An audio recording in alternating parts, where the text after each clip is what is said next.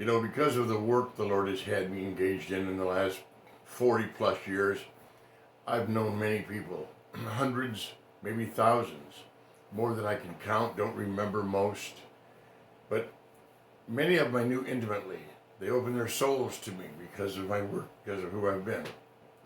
And there's a common thread that runs through mankind, and that is this, that every man knows the bitterness of his own soul.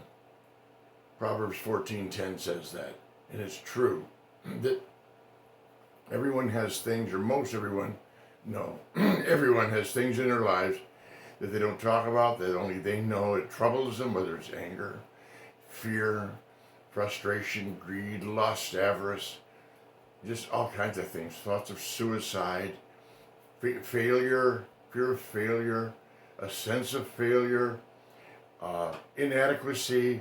Everyone has it. It's the bitterness of his own soul. It is the man part that has that. The man that was born of woman has that. So what do we do about that? Over the years, I've helped many people come out of those places and into strength, and from anger to the Lord's peace and mercy and grace and tolerance, and from fear into courage, and from slothfulness to ambition and drive. Where do I get that? How do I get that? Well, rehab centers and psychologists and psychiatrists and people like that, they try to get you to do something that you can't really do. You're not equipped to do it. You can't make that change. Everybody says, I need to change. But change to what? And how?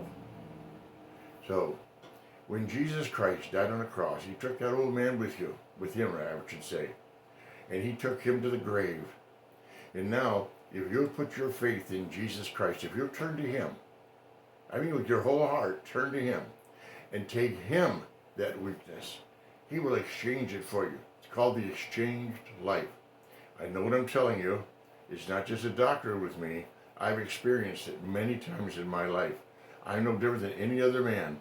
I'm saddled with the same kinds of temptations, the same fears, the same weaknesses, but I've given those over one by one to the Lord, and he has given me his life. I now live in his life. I have no fear. I have no anger or frustration. I have his grace and his mercy living in me.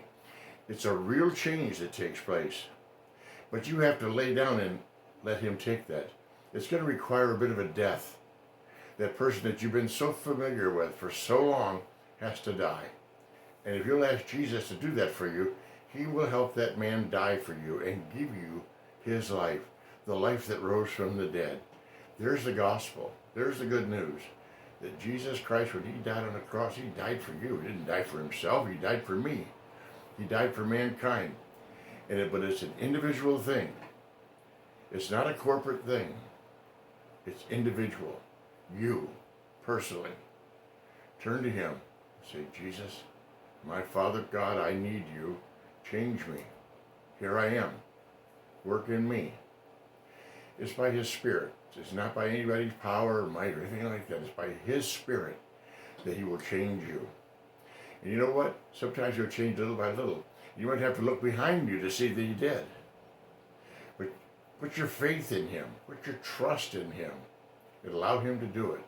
He will change you. He'll take away that bitterness of your soul and make you a new person. It's not just a matter of being born again once. I'll tell you, most of the people that I've dealt with over the years, not all, but most of the people that I've dealt with were born again believers. But they had these issues in their lives that they couldn't get over. They couldn't live with. And it frustrated them and it hurt others. Bitterness and anger. Sorrow is even something that you're not to live with.